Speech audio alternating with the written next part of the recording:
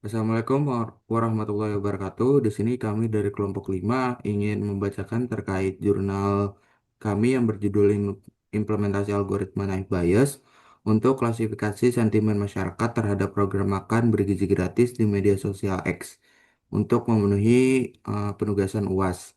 Untuk anggota kelompoknya sendiri, ada saya sendiri, ada Azhar Firdaus dengan NIM 131362409. Ya, Jabat Tiara Raja dengan NIM 13136246063. Saya Andra Lovian Syarif dengan NIM 13 13 624069. Baik, selanjutnya langsung masuk ke bagian abstrak. Jadi, penelitian ini bertujuan untuk mengklasifikasikan sentimen masyarakat terhadap program makan bergizi gratis atau yang disebut MBG menggunakan algoritma F-bias. Data penelitian diperoleh dari media sosial X menggunakan kata kunci makan bergizi gratis yang tersedia pada platform Kaggle dan menghasilkan 656 tweet yang telah divalidasi ke dalam dua kelas sentimen yaitu positif dan negatif. Tahapan penelitian meliputi text processing yang terdiri atas cleaning, scaffolding, tokenizing, stopword removal, dan stemming menggunakan library sastrawi. Selanjutnya dilakukan ekstraksi fitur menggunakan metode TF-IDF dengan 2000 fitur kata. Dataset dibagi menggunakan rasio 20 banding 80 banding 20 menjadi data latih dan data uji, serta diterapkan teknik random oversampling atau ROS untuk mengatasi ketidakseimbangan kelas. Hasil penelitian menunjukkan bahwa model naive Bayes memperoleh akurasi sebesar 70,45% dengan nilai confusion matrix berupa 80 true negatif, 13 true positif, 25 false positif, dan 14 false negatif.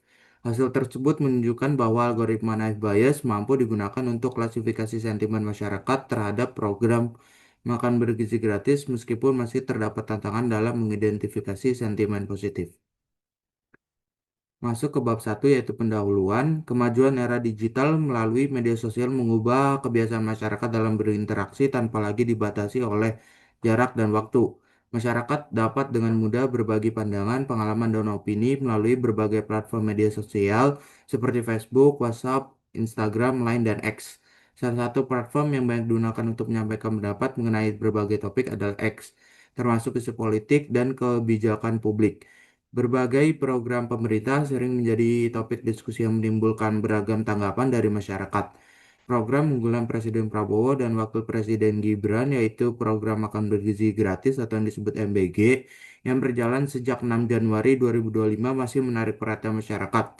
Program makan bergizi gratis merupakan kebijakan strategis dalam meningkatkan kualitas kesehatan anak sekolah dan mendukung keberlanjutan pendidikan. Program ini memiliki sasaran sebanyak 82,9 juta orang yang diantaranya siswa atau siswi, anak balita, dan ibu hamil.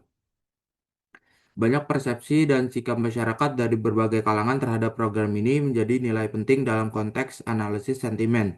Opini memiliki peran sebagai data subjektif pada analisis ini. Analisis sentimen akan mengklasifikasikan polaritas opini yang terkandung dalam sebuah teks ke berbagai kategori seperti positif dan negatif.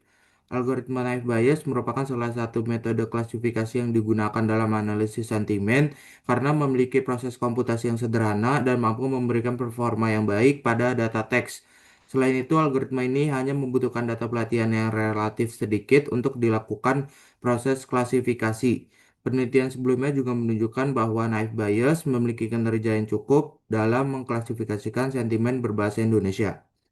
Meskipun penelitian mengenai analisis sentimen terhadap program makan siang gratis telah dilakukan sebelumnya menggunakan algoritma naive Bayes, kajian mengenai sentimen masyarakat terhadap program makan bergizi gratis setelah implementasi resminya pada tahun 2025 masih relatif terbatas. Oleh karena itu, penelitian ini dilakukan untuk mengklasifikasikan sentimen masyarakat terhadap program makan bergizi gratis di media sosial X menggunakan algoritma naive Bayes serta mengevaluasi kinerjanya berdasarkan nilai akurasi dan confusion matrix.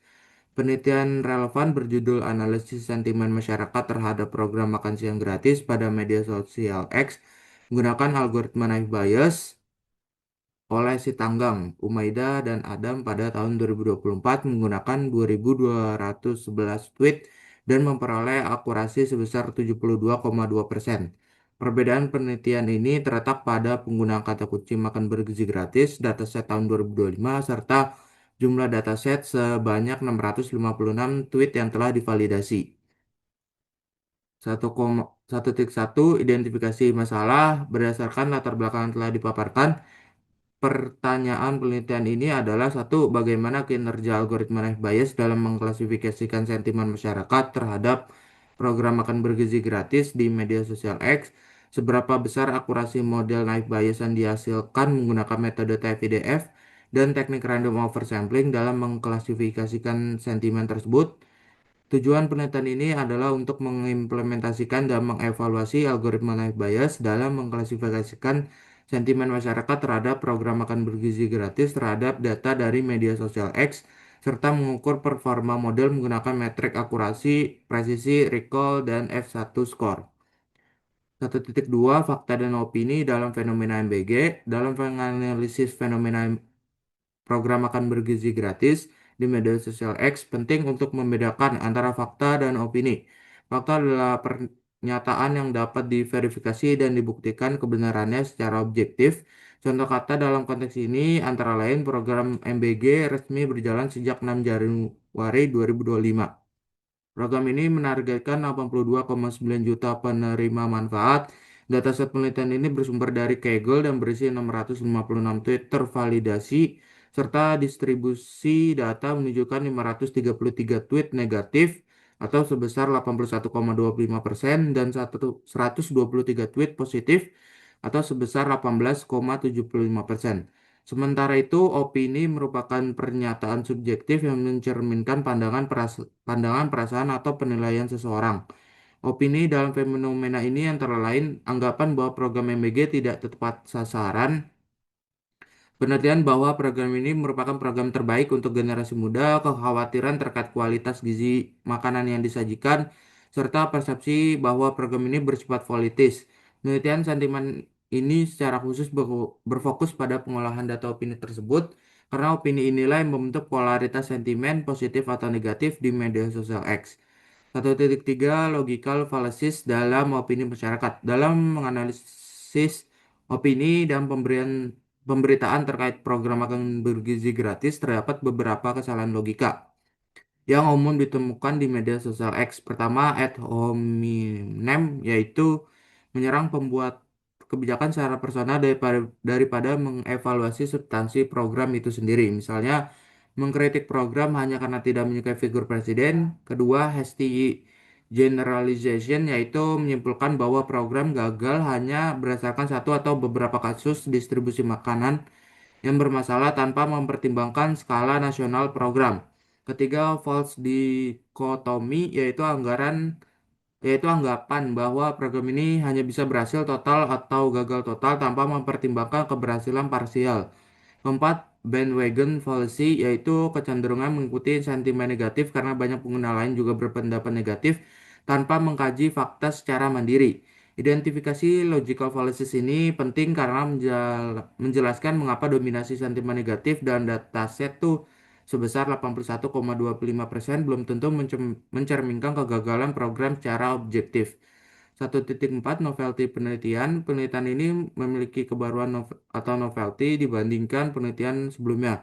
Dalam aspek pertama, penelitian ini menggunakan kata kunci spesifik makan bergizi gratis yang mencerminkan fase implementasi resmi program sejak 6 Januari 2025 berbeda dari penelitian Sitanggang dan kawan-kawan yang menggunakan istilah makan siang gratis sebelum implementasi. Kedua, dataset yang digunakan merupakan dataset tahun 2025 yang lebih aktual sehingga mencerminkan respons masyarakat terhadap program yang sudah berjalan secara nyata.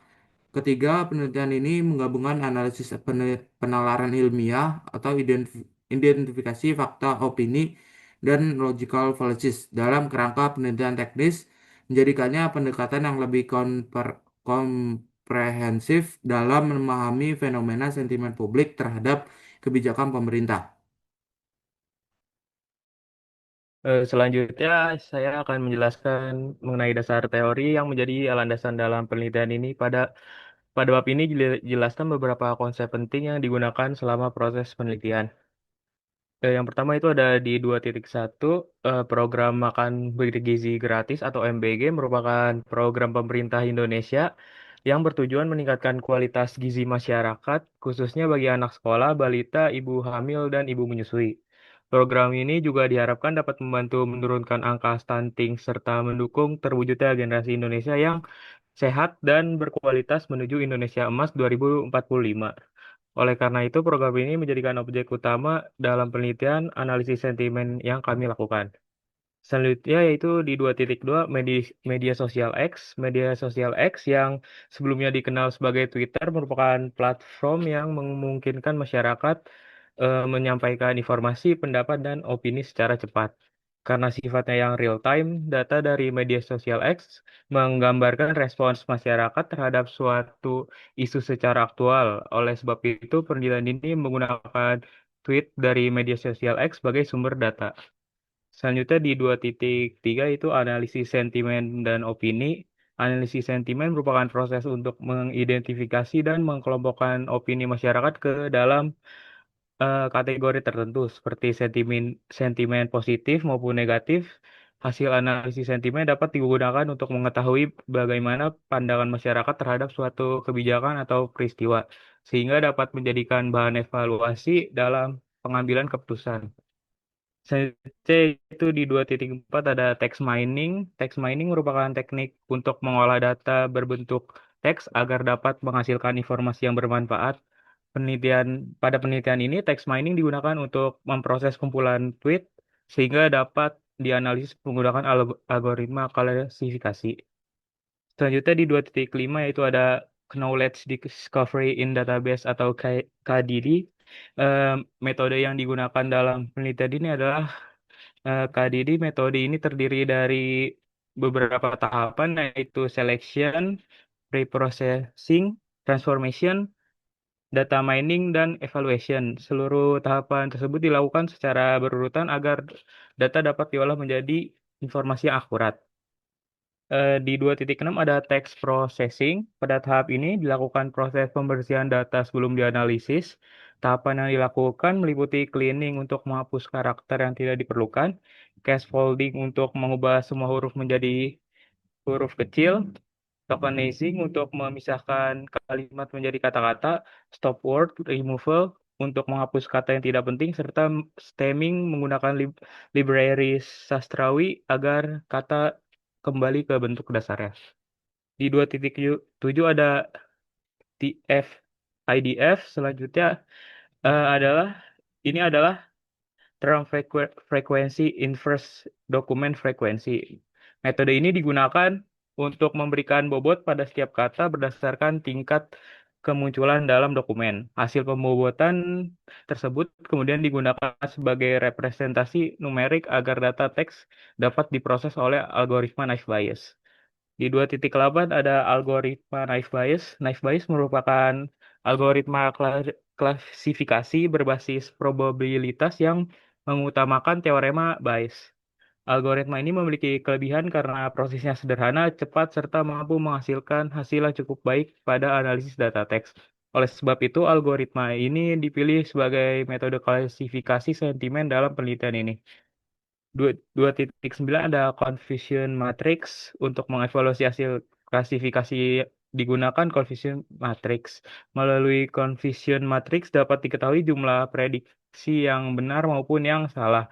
Selain itu, ini juga menghasilkan beberapa metrik evaluasi yaitu akurasi, precision, recall, and F1 score yang digunakan untuk mengukur performa model. Yang terakhir yaitu 2.10 ada Google Collaboratory. Penelitian ini menggunakan Google Collaboratory sebagai lingkungan pemrograman berbasis cloud. Google Colab dipilih karena dapat menjalankan program Python secara online tanpa memerlukan instalasi tambahan serta menyediakan berbagai library yang dibutuhkan dalam penelitian machine learning. Selanjutnya ada metodologi penelitian menggunakan pendekatan knowledge discovery in database. Proses penelitian dimulai dari pengumpulan dataset tweet mengenai program makan bergizi gratis yang diperoleh dari Kaggle. Setelah itu dilakukan text processing, kemudian ekstraksi fitur menggunakan metode TF, IDF. Dataset selanjutnya dibagi menjadi data latih dan data uji dengan perbandingan 80/20. Karena jumlah data positif dan negatif tidak seimbang, diterapkan teknik random oversampling untuk menyeimbangkan jumlah data. Selain itu, model Naive Bayes dilatih menggunakan data latih, kemudian dilakukan pengujian menggunakan data uji. Hasil akhirnya dievaluasi menggunakan Confusion Matrix untuk mengetahui tingkat akurasi serta performa model. Dan ini adalah contoh gambar dari alur penelitian dari kelompok kami. Dan yang terakhir yaitu ada chain of reasoning. Pada penelitian ini juga disajikan chain of reasoning atau alur penalaran penelitian. Lanjut ke bawah dikit ke gambar diagramnya. Nah, diagram ini menggambarkan hubungan antara judul penelitian, permasalahan, pertanyaan penelitian, tujuan penelitian, kajian pustaka, metode penelitian, hasil yang diperoleh, hingga kesimpulan. Dengan adanya chain of reasoning, alur penelitian menjadi lebih sistematis dan setiap tahapan memiliki keterkaitan yang jelas dalam mencapai tujuan penelitian. Mungkin sekian dari saya. Selanjutnya akan diteruskan oleh rekan saya. Baik, di sini saya bakal membahas tentang hasil dan analisis. Jadi, pada bagian hasil dan analisis ini itu memaparkan hasil implementasi algoritma Naive Bayes untuk klasifikasi sentimen masyarakat terhadap program makan bergizi gratis. Percobaan ini tuh dilakukan menggunakan Google Collaboratory dengan bahasa pemrograman Python dan library Sastrawi, Scikit-learn, dan Imbalance Learn. Terus masuk ke dataset. Jadi di sini dataset yang digunakan adalah file makan gratis valid CSV yang berisi tweet dari media sosial X dengan kata kunci makan bergizi gratis. Dataset terdiri dari 656 entry dengan dua kolom yaitu full text dan label.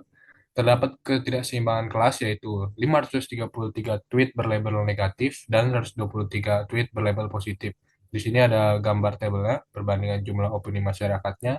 Yang merah itu yang negatif dengan 533 dan positif yang warna biru dengan nilai 123. Lanjut.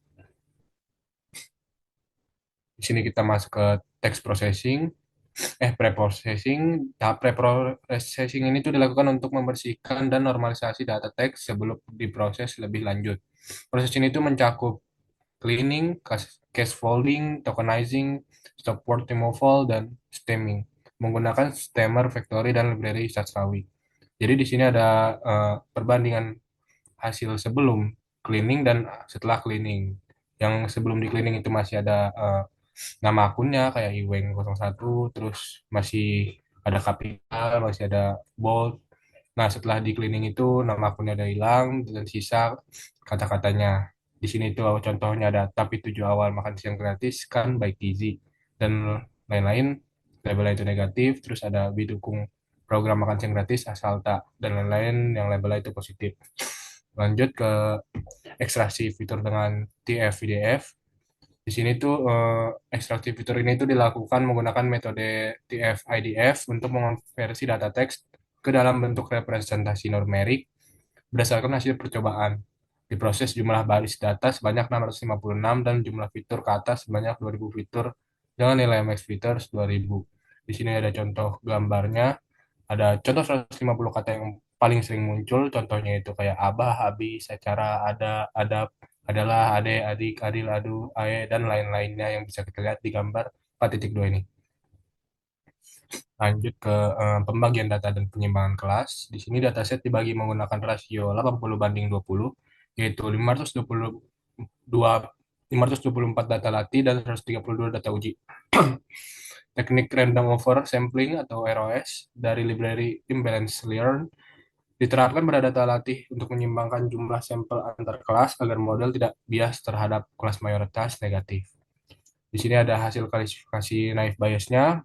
Model naive bias ini tuh dilatih menggunakan data latih yang telah disimbangkan dan diuji pada uji data. Sebanyak 132 sampel, hasil klasifikasinya ini menunjukkan bahwa model mencapai akurasi sebesar 70%,45.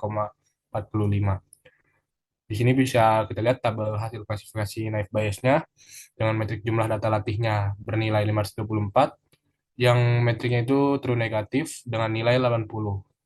Terus jumlah data uji dengan nilai 132, metriknya true positif dengan nilai 13, terus akurasi modelnya itu 70,45%, terus metrik false positifnya itu ada 25, dan teknik balancingnya itu adalah random oversampling, dan false negatifnya itu bernilai 14. Terus di sini juga bisa kita lihat nilai precision dan recall tiap kelasnya, yaitu kelas negatif 85,1% precisionnya, dan recallnya itu 76,2%. Terus yang positif precisionnya 34,2%, recallnya itu 48,1%.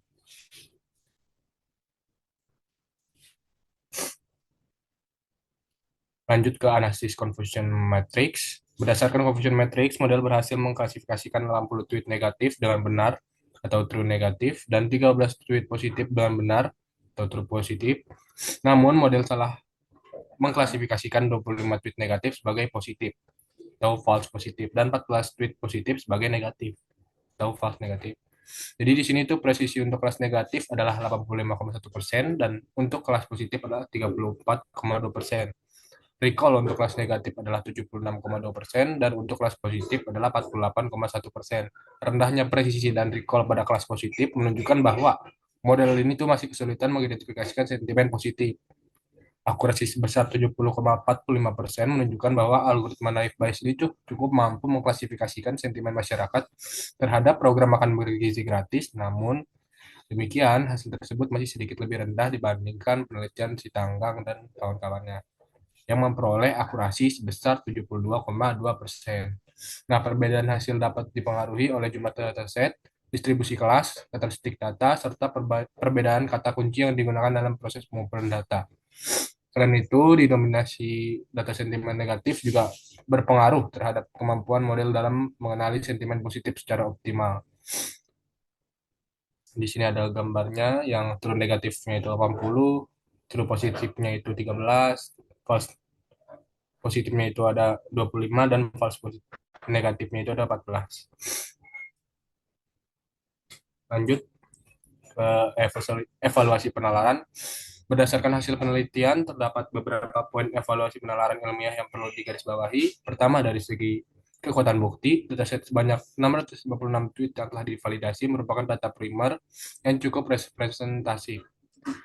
Meskipun masih terbatas dibandingkan penelitian sejenisnya, yaitu si Tanggang dan lain-lain menggunakan 2.211 tweet. Ketebasan jumlah data ini itu berpengaruh langsung terhadap akurasi model yang hanya mencapai 17,45%. Kedua, asumsi yang digunakan dalam penelitian ini itu adalah bahwa algoritma naive Bayes ini tuh dengan asumsi independensi antara fitur cukup memadai untuk klasifikasi sentimen bahasa Indonesia. Asumsi ini tuh terbukti valid secara parsial, di mana model mampu mengklasifikasikan sentimen negatif dengan presisi 85,1%, namun lemah dalam mengenali sentimen positif. Presisinya itu cuma 34,2%. Nah, hal ini tuh mengindikasikan bahwa asumsi independensi naive Bayes ini tuh kurang optimal untuk data yang tidak seimbang. Tiga, dari segi kredibilitas sumber data, penggunaan dataset dari Kaggle ini tuh memberikan kemudahan akses dan validasi, namun proses pelabelan sentimen yang dilakukan sebelumnya itu perlu dipertimbangkan biasnya.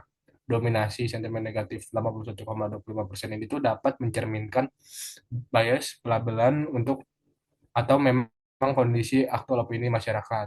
Dengan mempertimbangkan temuan logical fallacies yang telah diidentifikasi, tidak semua tweet negatif ini itu mencerminkan penilaian objektif terhadap program MBG, sehingga hasil klasifikasinya itu perlu diinterpretasikan secara kritis dan hati-hati. Lanjut ke kesimpulan dan sarannya, berdasarkan hasil penelitian, algoritma naive Bayes ini tuh berhasil diterapkan untuk mengklasifikasikan sentimen masyarakat terhadap program makan bergizi gratis di media sosial X dengan memanfaatkan ekstraksi fitur TF-IDF dan teknik random oversampling. Model mampu mencapai akurasi sebesar 70,5% pada data uji. Hasil tersebut itu menunjukkan bahwa algoritma naive Bayes ini tuh dapat digunakan sebagai metode klasifikasi sentimen pada data media sosial. Meskipun kemampuan model dalam mengidentifikasi sentimen positif masih perlu ditingkatkan. Proses text processing ini tuh menggunakan library sastrawi terbukti efektif dalam membersihkan data teks. Ekstraksi fitur ini tuh menggunakan TF-IDF dengan 2000 fitur kata, menghasilkan representasi yang memberikan cukup representatif untuk menangkap pola sentimen. Terus distribusi data set ini tuh menunjukkan ketidakseimbangan kelas yang signifikan, yaitu 533 tweet negatif dan 123 tweet positif. Penerapan ROS ini tuh membangun model mempelajari pola dari kelas minoritas, meskipun performa klasifikasi sentimen positif masih perlu ditingkatkan. Nah, penelitian selanjutnya dapat dilakukan dengan menambah jumlah data sentimen positif, menerapkan teknik scientific minority oversampling teknik, mengeksplorasi penggunaan algoritma support vector mesin, dan random forest sebagai metode pembanding, serta mengembangkan leksikon sentimen bahasa Indonesia yang lebih komprehensif dan untuk meningkatkan performa klasifikasi.